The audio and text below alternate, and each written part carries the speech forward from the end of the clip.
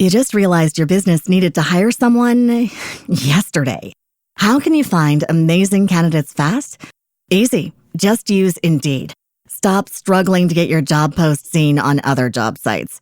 With Indeed sponsored jobs, your post jumps to the top of the page for your relevant candidates, so you can reach the people you want faster. According to Indeed data, sponsored jobs posted directly on Indeed have 45% more applications than non-sponsored jobs. Don't wait any longer. Speed up your hiring right now with Indeed. And listeners of this show will get a $75 sponsored job credit to get your jobs more visibility at Indeed.com/PODKATZ12. Just go to Indeed.com/PODKATZ12 right now and support our show by saying you heard about Indeed on this podcast. Terms and conditions apply. Hiring? Indeed is all you need. You have so many people that just want to show up to work and do exactly what's on the job description and then get mad that you don't get promotions, that you don't get picked for the project, that you don't get to, pick to speak at the conference or whatever. Yeah. But you showing up and you doing the bare minimum. That's real. There have been months where, me and my reps, we're killing it. Yeah. And my commission check is bigger than both of my paychecks combined. Yow. Right. For me, it has never been about, how are we going to make it? I'm not married to a job, a certain amount of money, because I know who provides for me. And as special as I believe God made me, I also believe that he made you just as special. Facts. With your own unique gifts and talents and the way that you communicate and things like that. Amen. And those are the things that you have to be able to tap into. You're still our number 1 episode ever. That's wild to me. That's so incredible. I don't know why people want to listen to me that much. No. So you know what? We have a theory, because we're trying to figure out. Mind you, it was a good episode. Yeah. Everything was solid. But we're like, technically, not even technically, no, just straight up fact. It's like you were our most inexperienced guest when it came to tech. And it's like we've had people on that's been in tech 20 years. They don't start businesses, all this stuff. And what we came to is that we're like, you know what? People love your episodes so much because they hear your story and they can resonate with it more than anybody else's. Mm-hmm. All the other stories of somebody being in tech 5 years and they doing this, doing that, and it's like, okay, that sounds okay. All right, but it's like, yo, this just happened. Right. She's really, it's like, and then they see themselves in you, I think. Okay. A lot. That makes sense. Yeah, because I've been trying to figure it out too. Like. Yeah, but it's been killing. It's been crushing. Yeah. This the episode intro. Cool. Yeah. Oh, is it? This is the episode intro. I'm just rolling. Sweet. Oh, okay. It was natural. It's organic. It just kind of started on its own. Hey, look, y'all. Just roll with it's already been rolling. You already see what we've been talking about. You see us seeing some behind the scenes, but you seeing it real time, or not real time, but just seeing what we were talking about. So look, y'all. Our guest, as I just said, as y'all heard me mention, largest episode ever. We don't brought her back on, but now we don't brought her back on, and it's from her being like in this new world to now still a pretty new, still a pretty fresh world, because a year goes by pretty fast. Mm-hmm. Nevertheless, now not only is she in tech, not only has she actually been doing her job in tech, but now she also is instructing people as well. And so we got a lot to talk about today, y'all. If you're unfamiliar with Miss Tiffany Poole, Miss is it health coach? What is it? Health coach Tiffany. Health coach Tiffany. Former health coach Tiffany. Former health coach Tiffany. What is it now? Is it tech coach Tiffany? Maybe. Okay. Maybe my Instagram needs a rebranding. Hey, look, stick around to the end of this episode to see what it's about now. Changes. Look, y'all, it's gonna be a really incredible episode. I'm very excited, and so let's go ahead and jump straight into it. But first and foremost, Tiffany, thank you for not just being on Tech is the New Black before, not just being our largest episode so far, but for being on here again for our 1 year anniversary with 100,000 subscribers and all of that, which awesome. You're a huge part of that as well. So thank you. Yes. Thank you for being on Tech is the New Black. Yeah, absolutely. I'm glad to be here. When you reached out, I was excited. It's crazy. Like you said, how quickly a year passes. Man. I can't believe that a year has gone by already, but just all the momentum that the podcast has seen and just what it's done for me in my career in terms of the people that reach out and the opportunities that it's allowed me to have too. So, you know what's interesting? I guess I never even thought about that, because we've had Shanae just left. yeah. We were talking to her, and Shanae and other people that have been on the podcast have communicated to us where they were like, yo, like the podcast actually did something for me and it gave me connections in it and it brought value to me. I guess I never thought about, just like we were saying, how we were very shocked that yours is number one. Not anything because of you, but because it's like, again, we're thinking like, oh man, it's going to be the people that have started a company and have done this and made $20 million or something. Right. And it's like, oh no, but people see themselves in you. I'm curious. One other thing you just mentioned is kind of like had me like, oh, I guess what are some of the experiences you've had maybe from being on the podcast, from people coming up to you and conversations you've had?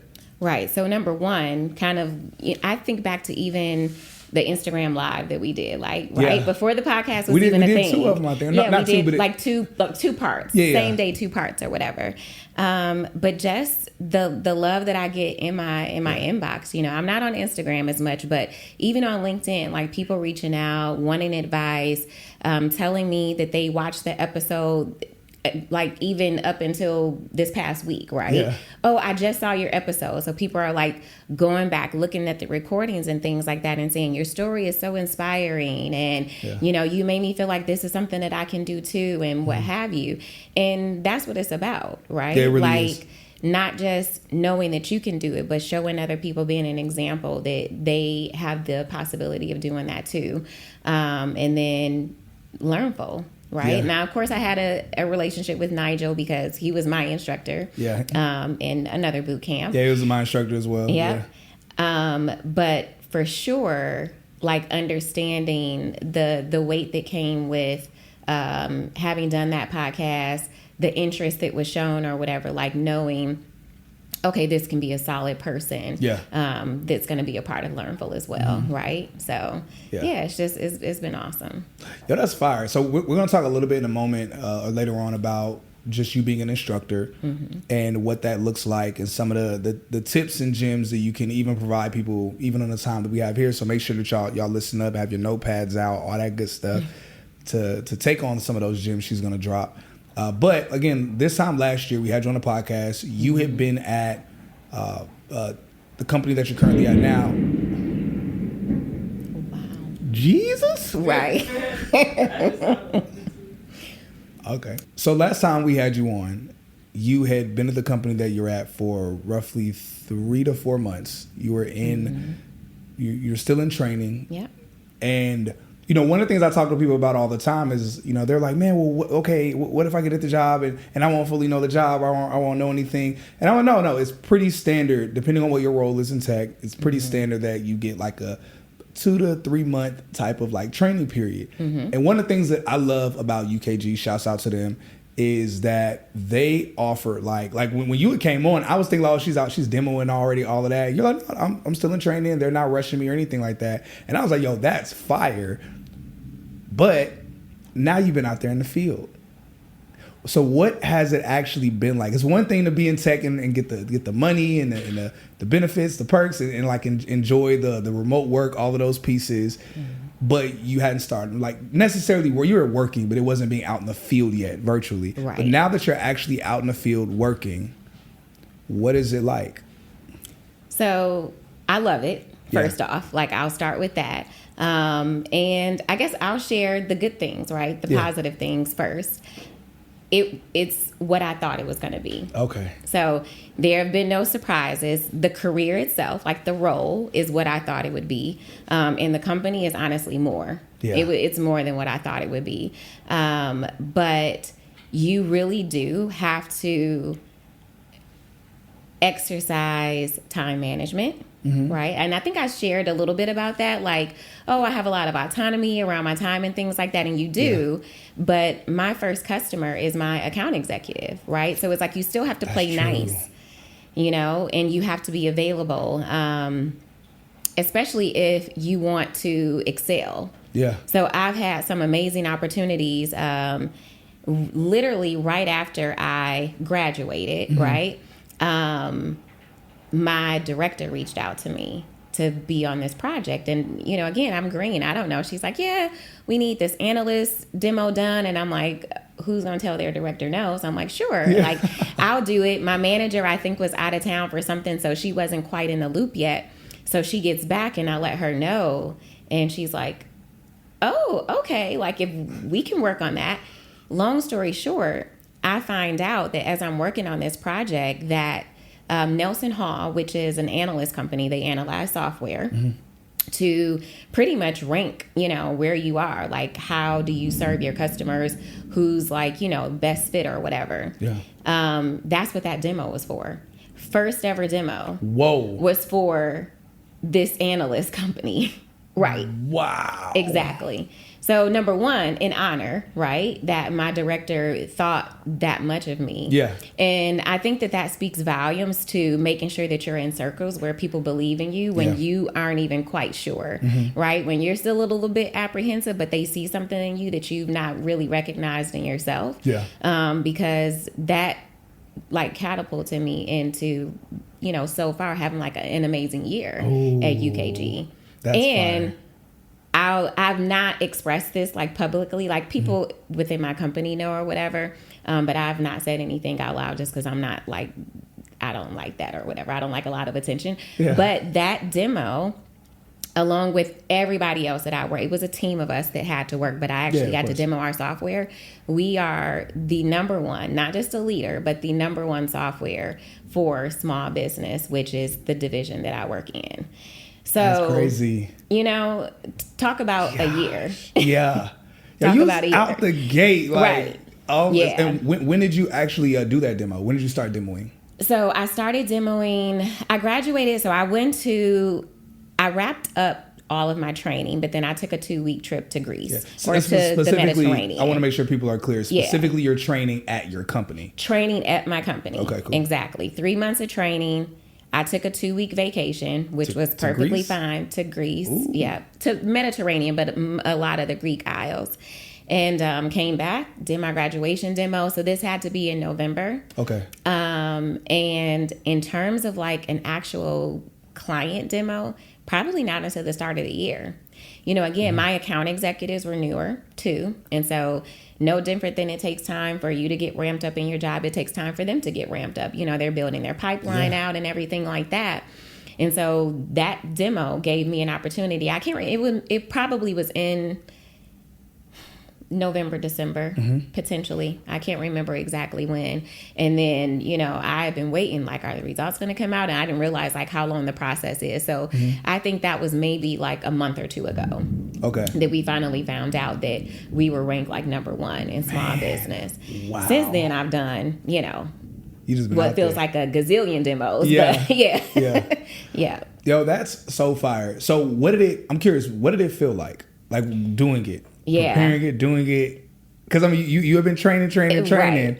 And now it's time to actually get out there. What was that like? It was scary. Yeah. There's still times now that I'll get a little nervous, a little sweaty, before I get on to do a demo. Particularly if it's a industry, that I don't know very well, because we don't work in verticals in the division that I work in. So I could be talking to a construction company one day. I was just talking to a pharmacy, yesterday. You know what I'm saying? So things like that or whatever. So you have to really be on your toes. You have to be curious. You have to be willing to research, and all those sorts of things or whatever. So that very first one, though, it was after I got done, the analyst said, that is probably one of the best demos that I've seen. Oh my gosh. Yeah. And then even the team that I worked with, I actually have Opal at UKG. Yeah. Amazing woman. She doesn't know she's my mentor, but I look up to her. So I'm going to say that out loud. She look up to you. It's Opal? Opal, yeah. She look up to you, Opal. Opal Wagnack. She is phenomenal. UKG has a gem in her, and I had the opportunity to work with her, so just to like glean her knowledge, how she presents things, right? Because she's now the director. Actually, I think I can't remember what her role was, but she's actually gotten a promotion since her and I worked together. And just the way that she understands how to position our software, just man, like I couldn't have asked to be in a better position to work with the team that I did, and they made me feel comfortable, even though I was like very nervous, right? Like, yeah. Man, UKG, there are a lot of great tech companies that are out there. Of course, I haven't worked at all of them, but and I have not had any bad experiences when it comes to tech companies. Mm-hmm. But I would definitely say there were unique pros to each of the ones that I was at. And one of the pros that I would say about UKG is that they definitely had a very refined feel to the way that they did things. But again, they're not a new company. Right. And so, but sometimes a company could be really old, and because they're so old, they're stuck in their ways. And so it's like UKG they have the feel of like modern tech companies, but they have like a certain maturation to it. Right. And it's like, because even the way I'd already knew how to demo before I was at UKG. Mm-hmm. And for those of y'all that don't know, I was very briefly at the company. Wasn't even there long enough to start demoing. He left before we could work together. Yes. Yeah. Because I was scared because she was coming. I said, I don't want to embarrass myself. She's going to be like, Cyrus, you out here talking about you a sales engineer? You kind of whack. No, but nevertheless, I remember being there and I was like, yo, there were deeper levels of demoing that they were teaching me. I was like, yo, this is like demoing, like, I don't even know how to describe it, but it's like, this is like you know how like there's like the great value brand something, right? And then there's like a decent quality version, and then I guess we'll say it this way: it's like there's the Ford of demoing, right? And then there is like there's the BMW of demoing, but then there's the Ferrari of demoing. Right. And I would say I felt like I was already kind of like a bit of like a BMW because I got really good training before. Mm-hmm. When I was at UKG, I was like, oh, this is like refined. Yeah. It was very granular, very deep. And I was like, yo, this is, so I could imagine because I already tell on paper, like already, you were just the kind of woman, the kind of person where, I mean, you mentioned this before, like in the interview or podcast we did before, where it's like, okay, you're very like type A, you really like to kind of keep things pretty organized, all of that. But then the way they do their stuff is like that too. Yes. And so I was like, yo, that's probably a perfect marriage for you. Like, totally. Yeah. Totally. So on one end, it's fire. And I want to make sure people heard that, like literally your first demo, the person that was on there with you said, yo, this is the best I think I've ever seen. Mm-hmm. Your first demo. Yeah. That's insane. The thing is, though, that was intention. Yeah. Right? And I'm sure we touched on this on the last podcast or whatever, but everything has to be intentional. Yeah. Like literally from day one, as I was having conversations with my manager, I'm like, I want to be the SC that people are like, I want Tiffany. Yo. Like that was my goal. Come on. I want Tiffany. So it's like, okay, what do I have to do to get there? That means listening and training. That means taking the feedback, not being emotional, doing the research, potentially staying up. I actually just talked about this on Learnful. We did a webinar Thursday, and in the chat, I can't remember like what was going on in the chat or whatever, but I said, you have so many people that just want to show up to work and do exactly what's on the job description and then get mad that you don't get promotions, that you don't get picked for the project, that don't get to, pick to speak at the conference or whatever. Yeah. But you showing up and you doing the bare minimum. That's real. Which is cool. Yeah. Which is cool if you want to do the bare minimum and just collect your check and, go on about your business or whatever. But that wasn't my intention. Yeah. I love that so much. Yo, so for everybody who's listening to this and you're thinking, man, I would love to have a career in tech like what this guest is talking about right now, I suggest you check out Careerist Bootcamp. Not only is Careerist the bootcamp that I did to break into tech, but it's also the bootcamp that most of my friends did to be able to get in the industry as well, because they have a variety of different roles that you are able to take to be able to land into the tech industry. Now, one thing that we're very excited about is that Careerist has given our audience a $300 off discount link that's specific to the link that we have in our bio.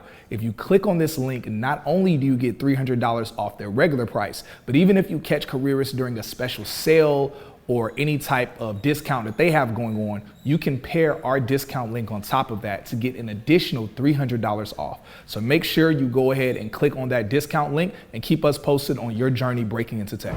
Man, there's so much value in that. Also, I want to give a quick shout out to Learnful. We're going to talk a little bit more about Learnful in a minute. But Learnful is the boot camp that she is a mentor at, and so again, it's one of the founders of Learnful is Nigel, and Nigel was both of our instructor at a previous boot camp. He saw some things that he could leverage and that he could better yet kind of level up and increase, and with that started Learnful. So we're going to talk about that in a second. So you've been in the industry for a minute now. It's been incredible. It's been fire. So you mentioned pros, but what are some maybe cons? Because people always will ask me that.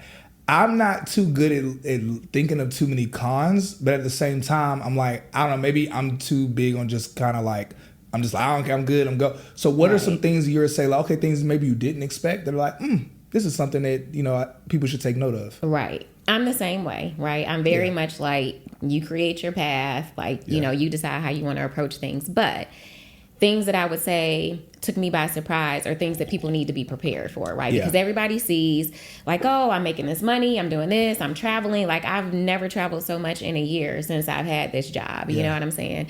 And all that is wonderful. But you put in work when you're working. So there are if I think about this past week, I had a demo and I was actually helping someone else out because I wasn't working with my account executive on this demo. And I was up till maybe 11 o'clock, 12 o'clock at night working. Yeah. But then there are days where it's 11 or 12 in the afternoon and I'm at Target. Yeah.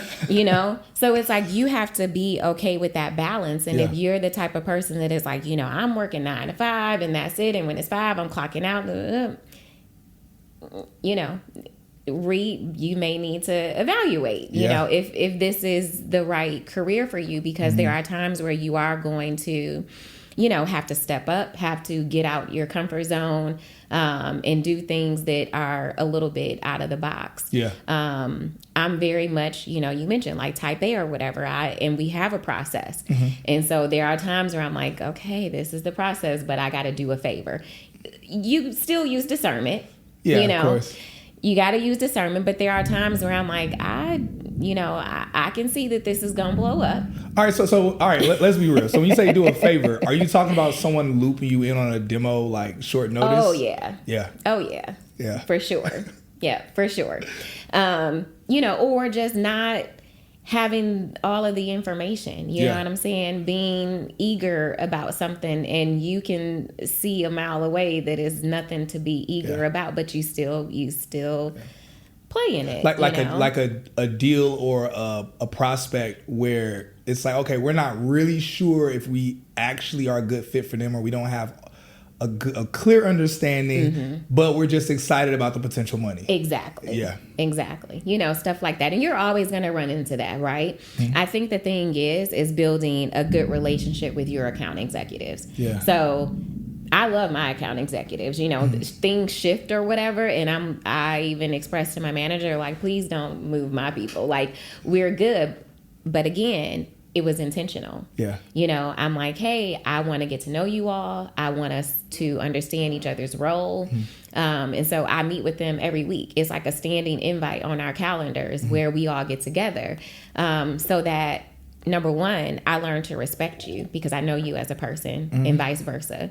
And I learn to respect your role, and vice versa. And so now when we need to have those difficult conversations, nobody's, in their feelings or, egos getting bruised or whatever, because we've been intentional about building the relationships, But it's when you maybe, again, you have an encounter where you got to work with somebody you don't normally work with, and you're like, okay, let's set some ground rules for how we're going to engage one another, pretty much. Yeah. Oh, that's so real. So real. And these are those real conversations people need to be aware of. So one of the things you mentioned earlier, and I want to be clear because our audience has been evolving. We have a lot of people, and I'm incredibly grateful that we have a lot of people that watch the podcast that are very seasoned in tech, far seasoned beyond us. And at first I thought, okay, it's just going to be people that are new in the tech industry. But then as time is going by, now it's just realistically, we're just kind of a platform now that people that are just in tech at all varying levels watch or tune into or recommend. And so nevertheless, to make sure that we're also addressing people that are brand new, that maybe it's your first time watching Tech is the New Black, or you just jumped in. One of the things people might be wondering when they're like, okay, well, you having to have a good relationship with your account executive. And what some people don't realize is that when you're a sales engineer, it's such a cool job, because it's like account executives, and I want you to kind of jump in on this, anything that I leave out, but like account executives, which basically are the sales reps, they will oftentimes get a potential deal. They'll get a client or a prospect, someone that hasn't been doing business with the company yet, but they're in the market to do business with the company. And they're maybe looking at your competitors. Maybe they just might be looking at you, whatever. It's different scenarios depending on the type of business. Nevertheless, the account executives, whenever the prospect needs to see a demo, but at UKG, it seems like most of the times, from my memory, most of the times a sales engineer is looped in on it. Yeah. Versus I've been at tech companies before where it was up and down. Sometimes the account executive would just handle the deal. The sales engineers would never get involved. But at UKG, it's like a very close pairing to where the account executives, whenever there's a potential deal, the sales engineer gets looped in, but the account executives usually get to choose sometimes, like if they want this sales engineer or if they want another. And many times, now there are some companies where they just have a dedicated sales engineer for that team, and that's it. But there are most times the account executives can choose out of a small pool of sales engineers which ones they want to work with. And many times, first off, because of that, usually the sales engineer gets more money, more recognition based off of how many demos they are a part of and based off of how influential they are in the deal being closed. And so it's a really cool thing that, and I'm bringing this up because it's really dope that she mentions that she's like, yo, I want to be the sales engineer that the other account executives want to work with. They're like, yo, like we want to work with Tiffany. Because that's a really cool thing. And I've been in a company before where there were account executives, I wasn't even a part of their team. And I was newer than the sales engineer that was a part of their team. And they would go out of their team to hit up myself and another account executive, not another account executive, another SE, shouts out to Chase. They would hit us up. They wouldn't even hit up their SE. See? And our calendars were already be full, and they would like squeeze time on it. They were like, come on, can you do it, please? And like we would say, yeah. But then that guy ended up getting let go. And it was because it was like, okay, none of his account executives wanted to work with him. And I was still pretty new. I was like, y'all want to work with me over him? Like, he kind of trained me a little bit. And they were like, yeah, but... And so it's really important that the things she mentioned, that you're not just getting in this industry. I'll say this. I'll say it straight up. Do not be the kind of person that's getting in this industry and you're like, okay, I'm just trying to get my check and move on. This isn't really the industry, especially today in the market and the way things are different. Right. This is not the industry where you want to do the bare minimum just to get the check. If anything, you need to have the mindset where you want to soar and you want to excel. Really, I would say you can like take a lot from what Tiffany mentioned, things that she's doing as well. Yeah, you'll be putting your green banner back up real quick. Yeah. Oh yeah, real quick. We don't want to see that. We don't want to see that. Right, exactly. You want to keep your job, right? Yeah, exactly. Not just get your job, keep your job. Big facts. Yeah. So we are paired. So I have 3 dedicated AEs. But when you become that person that people know, like you're gonna show up, like you said, they were going out of their way. That was for a reason. You were probably easy to work with, reliable. And you were going to come in and do your job and do it well, right? When it came time to actually hop on a demo. And that's the thing. Like, yes, we have a process, but I'm not difficult to work with. You are going to be able to, like, count on me to pick up on some things that maybe you didn't pick up on when we're on a discovery call or whatever, so that we can put our best foot forward when we do the demo. And when it comes time to do the demo, I'm going to do the demo. Yeah. You know what I'm saying? Yeah. Like, I'm going to do the demo. So... when someone's out, Or like now our product, the product that I support is actually being moving up market. And so there's some transition with that. The SEs that would normally, demo another product, they're in the learning process. And so I get pulled in on deals that aren't even in my market. Again, just these opportunities, right? Yeah. And that's why. You just realized your business needed to hire someone yesterday. How can you find amazing candidates fast? Easy. Just use Indeed. Stop struggling to get your job post seen on other job sites. With Indeed sponsored jobs, your post jumps to the top of the page for your relevant candidates, so you can reach the people you want faster. According to Indeed data, sponsored jobs posted directly on Indeed have 45% more applications than non-sponsored jobs. Don't wait any longer. Speed up your hiring right now with Indeed. And listeners of this show will get a $75 sponsored job credit to get your jobs more visibility at Indeed.com/PODKATZ12. Just go to Indeed.com/PODKATZ12 right now and support our show by saying you heard about Indeed on this podcast. Terms and conditions apply. Hiring? Indeed is all you need. That's why. Yeah. If I wasn't coachable, if I wasn't approachable, if I wasn't intentional, all the O's, that would not be the case. Yeah, that's so real. Yeah. So you mentioned earlier that, so you don't work in a specific vertical. Yeah. Meaning that, and clarify me if I'm wrong, as I'm trying to instruct other people, make sure that I'm instructing them properly. Right. As you know, you don't work in a specific vertical, meaning that you're not stuck to just working with construction companies that need UKG software, or you're not stuck just working with accounting companies, or like you work with a variety of different companies and businesses. Yeah. So because of that, one of the beautiful things about being a sales engineer, and this also is a tech sales or account executive things as well, one of the beautiful things about being a sales engineer is that you basically have to study each of these businesses in order to know how to demo to them properly. Exactly. So now, yeah, that's a pressuring thing, but, and this is really for the entrepreneurs or aspiring entrepreneurs that are listening. What do you think the benefit of that is to learn a variety of different businesses as a sales engineer, to be able to demo and really sell to them? Right. Number one, we should all be lifelong learners, right? Yeah. When I'm asked, like, what is one of the things that I enjoy most about the job, is the research. Yeah. Like, I just like learning something new. Yeah. I think it's the challenge, right? The challenge of even, like, can I learn this? Yeah. Can I learn it deeply enough that when I'm having a conversation with somebody, it sounds like I could potentially work in the industry. You know what I'm saying?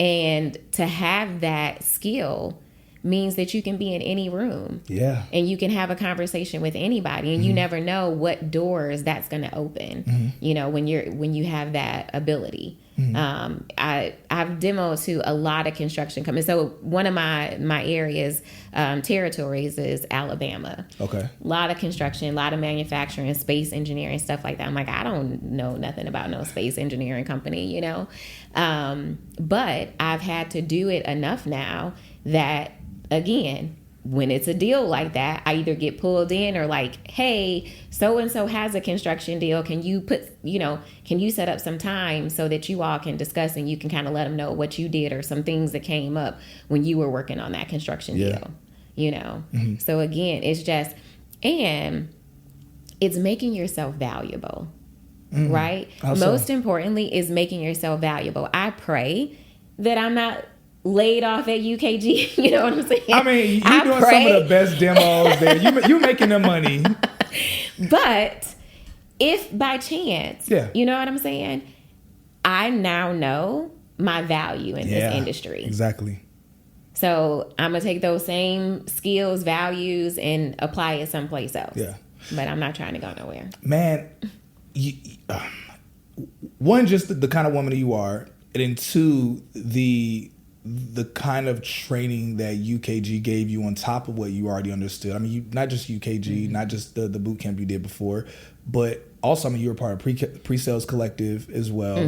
And so you have like I mean, and really, I still think like the training that UKG offers is very superb. Yeah, you would be a gem for a tech company. Like you would be phenomenal. So yeah, one, I highly doubt anything about UKG letting you go or something like that happening.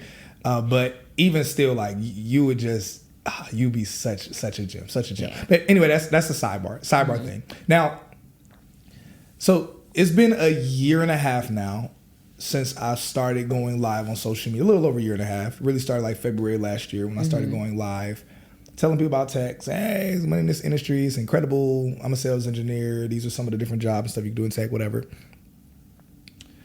A lot of different people, they would get in tech and they would say, hey, Cyrus, my first company offered me this much. Hey, Cyrus, this company offered me this much. At the time, I'm not going to say the number, but at the time, you were like the highest entry-level offer I had ever heard. I said, yo. Now, mind you, there's two people now, but really, like, realistically, there's one person that has the biggest first-time tech offer. Okay. Where it was, they got 100 and their first job, $164,000. Wow. First time in tech.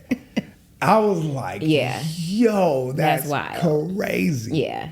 But you are not too far from that in terms of being like a second or potential third.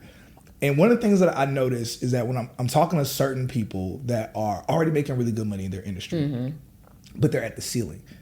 So like oftentimes I'll talk to someone and they're already making $150,000. Right. But they like hate their job, hate their industry, and they're at the ceiling. They're like, I'm not gonna make any more money. I'm already at the ceiling. And they're like, I want to get into tech. They're like, how do I get in? And I start out making like at least what I'm making now, or 200,000.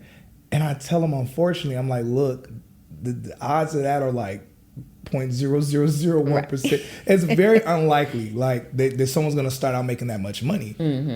But you were a pretty interesting case or just kind of conversation to have, because when you were looking to get into tech, you were already, your reasoning wasn't even really the money, because you were already making pretty good money. Right.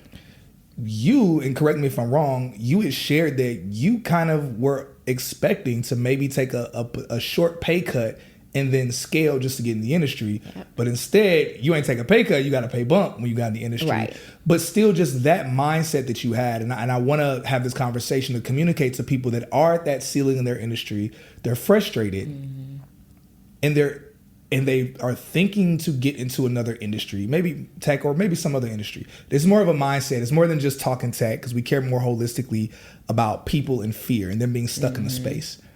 What would you communicate to a friend or someone that's just coming to you for quick mentorship and they say, hey, look, I'm stuck. I'm making $120,000, $150,000 in this industry. I'm thinking about switching over to maybe the finance industry or the tech industry, or, you know, looks like this AI stuff looks pretty cool. I want to make that shift, but it looks like I might have to take a temporary pay cut before I can scale in the future. Like, how do I deal with that? How did you deal with that? Right. You know, the number one thing is people want microwave results. Yeah, especially today. Especially, you know, I won't get on my soapbox about social media. So I'm going to hold that comment. Okay. But understanding that you are putting yourself in position to be catapulted. You know what I'm saying? Yeah. It's not the money that I was making when I left healthcare. It took me 18 years. 18 years to make that. Ooh. Exactly. I've been at UKG just over a year now, and I've already gotten a raise.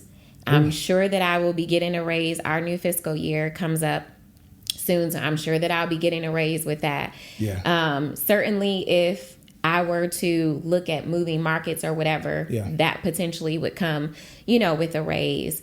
But when you have that commission, there are months I'm not gonna share. I shared my pay last time. I'm not gonna share my pay this time fully, but there are. So watch the last episode. Months, right? Watch the last one. there have been months where, I mean, me and my reps, we're killing it. Yeah. And my commission check is bigger than both of my paychecks combined. Yowzers. Right. So, you know, and I'm going to share this little caveat too, because one of the things that really pushed me into this was thinking that I had to start my own business, do, you know, something. And I did that, but it turned me away from my love of health coaching because I was so focused on making it a business and getting paid a certain amount of money for it, because I thought that that was the only way that I could be successful, the only way that I could make, you know, a certain amount of money. And there are months where literally my mind is blown that I've made that much money in a month at a 9-to-5 job. Yeah. And it's not about stopping there, right? Because yes, that money is going to continue to come, but then what are you doing with it? Yes. You know? That's real. So I would tell that person, don't think about that paycheck in the moment. Like, number one, figure out what you can scale back on if you're worried about how my bills are going to get paid and all of that. I'm not in that place because I had a talk with God a long time ago about that. I've had to make a whole lot of career moves, career changes or whatever. I was a single mom for some time and wanted to be there for my son. I think that you mentioned that in the opener, if it makes it or whatever. So I've had to like quit the full-time job, pick up PRN work, and we never went without. And so taking a pay cut for me has never been about, oh, how are we going to make it? You know, I'm not married to a job, a certain amount of money because I know who provides for me. But when I'm operating and doing what I'm supposed to be doing, such as right now, it's like, it'll blow your mind, you know, and it's like, okay, now what am I going to do with that extra income now that you've actually put yourself in a position or whatever? You know, make your money, make money at this point, you know, and if you want to start the business, but that's not the only way. So it's incredible. One of the things I think about is, and this wasn't even on my list of questions, but one of the things I look at, and I mean, I used to talk about this a lot on my page, mainly for the sake of like just kind of marketing or promoting getting in tech. I would talk about how, hey, you know, getting in tech, you know, the average person in tech is making this much compared to the average entrepreneur, or compared to, you know, it's like you're making more from a 9-to-5 than most people make working in tech. And I mean, I talk about it, but more realistically, as time is going by, and I've been doing more research and I've been looking up, and I was like, oh, you know. So first off, one thing, I'm not sure if people know this. Let us know in the comments if you're aware of this already. But the fastest growing community of entrepreneurs are Black people. Like, we are the number one entrepreneurs for the past like several years. We're the number one starter of businesses by far. But we are our debt is still getting worse. We're still like going down in comparison to other communities. And I was thinking about that, and I was looking, and I've been looking at social media, and I've been thinking, and I'm like, man, you know, we have a lot of gurus where everybody's pitching, hey, do this thing so I can show you how to start your business, or do this thing so I can show you how to get a loan, or get your credit here so you can do this thing for your business. And I'm like, man, there are other communities doing it too, because many times we oftentimes are just so caught up in our own, just kind of our own echo chamber, where we think, oh, only the Black community is doing this. No, every community is doing most of the things that we see. It's just nevertheless, there's an old quote or slogan that I heard, not slogan, but quote, that says, when white America gets the cold, Black America gets the flu. Where it's like the same thing that hits them, it hits us, but many times significantly worse. Same thing, all the broken relationships and toxic stuff we see, many times we think it's just the Black community. No, it's America in general, but unfortunately it's hitting us harder than it's hitting everyone else. That being said, I don't want to say that people are getting scammed into starting businesses, but many Black people, and I'll say this straight up bluntly, many people are getting pressured or foolishly inspired to start businesses prematurely. Better watch out. We're starting businesses prematurely. And because we have gurus that are selling a course that say, hey, take this course, I'm going to show you how to start a business so you can have the chains to be successful like me. And I learned a lot of marketing stuff from them. But the difference is that you legit can at least get a for real 6-figure career in tech. But many of them will say, hey, do this, do that. And you can have this Rolls Royce, have this, have that, like me.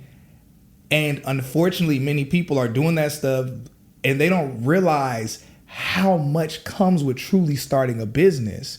And like when it comes to systems, I mean, even now, like Tech is the New Black is doing well. We're doing better than the majority of podcasts, praise God. But realistically, the deeper we go, the more I'm like, yo, this rabbit hole of business goes deep.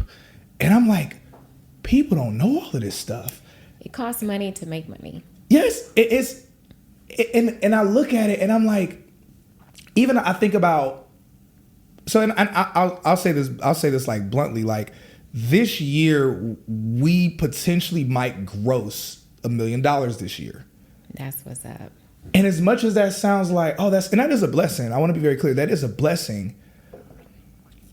I look at certain expenses and certain things we need to do. And when we talk about, like, it's so much that I'm like, yo,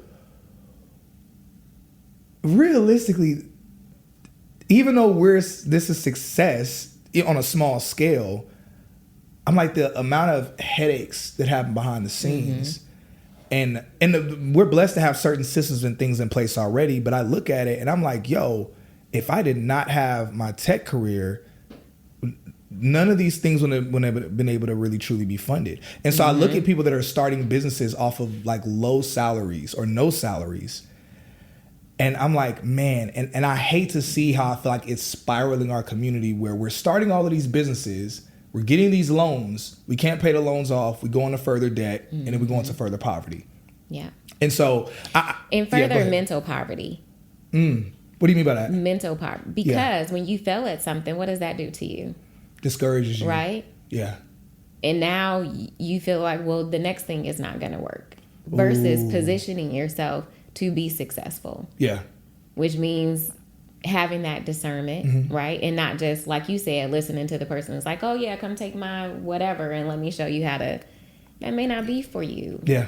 Or it may not be for you right now. It just adds so much extra like stress on you because if you think about like all these I would say scammers. You just call them scammers, telling you to let's hit this bank play, get an LLC, and then take out this $50,000 loan, $25,000 loan. But you're telling people to do that with no type of plan. Not a $25,000 in debt, $10,000 in debt, or whatever the amount is, and debt, and all of that stuff adds up. And like you said, it adds to that mental anguish, and you go into all kind of depression. So it's like you're not really helping your community. You're just trying to make your money off your little program, but you're really doing more damage than you are good. Yeah. That's very true. I think about, Eric, I want to ask you, and I'm happy you spoke, because I literally was about to turn the conversation to you. You, as like a successful videographer, like you've worked with a lot of people that are shaking and moving. You've done a lot of amazing things. But you also, I've known you for years, but the more we've gotten to know each other as we've been working on Tech is the New Black together, I've been learning, you've been like, yo, a lot of these people that look like they're making a lot of money and are making all this content saying, I'm doing this, I'm doing that. You're finding as you're working with them, a lot of them really don't have money. And a lot of them are making content and doing things to make it look like they have money. So people who have a little bit of money will give the little bit of money they have to fund their stuff so they can continue looking like they have money. From your angle and perspective, because you're a very successful videographer. You are like, you're very organized, the way you run things, the way you handle things. With you working with people that are legitimately successful and have legitimate businesses, are doing things properly, but then you also seeing the other side of it, what is your perspective of how you think these things are affecting our community? But I think it just goes back to what we were just mentioning, that it puts us deeper. Like we're working. It's like you have on the surface where we're working to do the same goal, where people say, well, we're trying to close the wealth gap. But in the midst of you really doing it to profit off of yourself, you're really not providing the information that you need for people to really get what they need to succeed. Yeah. So like you have a course, or let's say people have courses, and you do these teasers online, and you don't really give them enough information. So they spend $10,000 to get in your program, or $5,000 to get in your program. Now they're in your program, and they don't have the discipline to do it. So they didn't waste it $5,000-$10,000 inside of a program. Now they out some money, and you're off to the next person, trying to find your next money, but not really catering to or thinking about the people the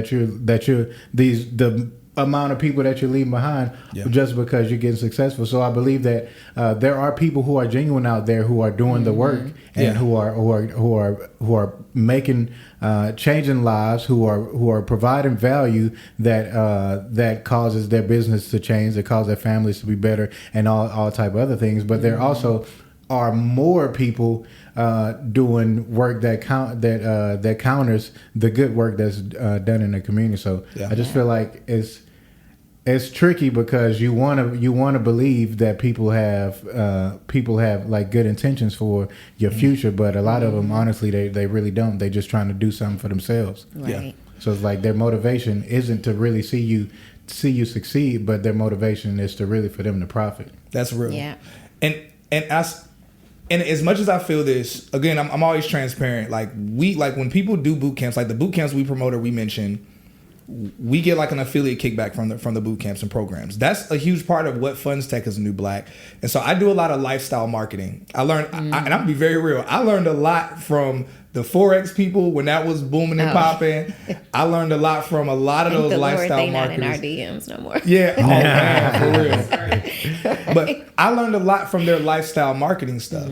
So as much as I learned from them, I also have this deep conviction when it comes to like really truly helping people, and in that I've been able to see in the last year, it's been beautiful. Like well over 500 people have been able to break in tech, scale in tech, all of that just through the work we've been able to do with Tech is the New Black. Nevertheless, I've also seen some people that have gotten in the industry, and they got in the industry because they were excited. Oh, I want to make money. They did a boot camp. They were like, they kind of went through the boot camp. I'm not sure if they really got everything they needed, whatever, but they got into tech, but then they were not able to sustain, let alone thrive in their career. And so this kind of leads us over to the work that you're doing with Learnful as a mentor. And one of the things that I love about Learnful, and I'll let you kind of touch on this a little bit, is how Learnful is more than just helping people get the job, but it's more to it than that. So you can explain to people really quickly, like what is the difference with Learnful, and also what is your role there as a mentor? Right. So number one, shout out to Nigel. Like even his thought process for putting together what Learnful would look like, right? Yeah. Like being very, very intentional about not only the level of instruction, which even the instructors, top-notch instructors, excelling in their careers at top companies, right? So not somebody who you're like, did you work in the field? Did you not work in the field? What's that company? That sort of thing. But also in putting just as much emphasis on the mentorship. Yeah. And the mentorship not being, I'm going to look at your resume. I'm going to throw out a couple interview questions or whatever. Yeah. There are honestly times where my conversations are more about life coaching than, like SC specific, right? And the reason being for what you just mentioned, because I can show you what you need to make it look like you know what you're doing so you can get a job. But if you don't have the right foundation, you won't keep that job. That's real. Right? Starting with your mindset. Do you even believe that you can get that job? I had to share with someone that I was mentoring, like, whenever I ask a question, you always sound unsure. If you show up in an interview like that, you are not going to get the job. Yeah, for real.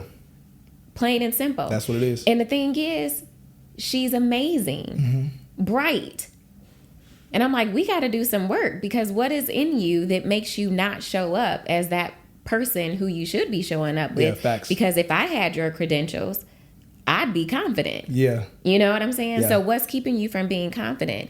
And so we focus not only on those things that are very SC specific, you know, how to do a demo, how to do a discovery, all of those sorts of things or whatever, but how do you even put yourself in the right frame of mind for getting through the interview? Yeah. How do you always tell anybody who I mentor that you want anyone who comes into contact with you to leave as a raving fan of you? Yeah. You know, you want your name on their tongue, your name in their mind, so that when that job does come up, or if you get the job, when the project comes up, you're at top of mind for them. And the way that you do that is by being confident, by being able to effectively communicate your value, you know, and not just, oh, I'm a good listener, or I'm a good communicator, or, you know what I'm saying? Like, people like to throw those buzzwords around or whatever, but how to add some weight to it. Yeah. Okay, so you told me that you're a good communicator, or you told me that you're great at, you know, being a good team member, or whatever the case may be. Tell me about a time that you did that. I'm real big on storytelling. Like, tell me a story about a time where you implemented that, because now that's going to make it stick. Everybody who is sitting in an interview is saying, oh, I'm a good team player, I'm a good communicator, I'm this, I'm that, because we know that those are buzzwords that people want to hear. But when you tell a time about a story, oh yeah, I actually worked on this project and I had to lead the project, and I had somebody who, you know, was not quite feeling it, but I was able to express to them X, Y, Z, and then we were able to come together and come up with a result. Whoever's interviewing you is going to remember that, because you came with something different than the last 100 people. Who said the same stuff that you just mentioned before. Like, we're all great communicators when we're in an interview, right? You know? Yeah. Tell a story about it. And so not only myself, but the other 2 mentors in the program, that's where our focus is. You know, how do you communicate that value, show up confidently, squash imposter syndrome as soon as it starts to show up, because it's gonna come up. Still, you know, I can confidently say that I'm doing well in my career for the tenure that I have, and I still have, you know, oh, are you sure you want me to do that? You know, sometimes, but then I have to remind myself of what I've done thus far.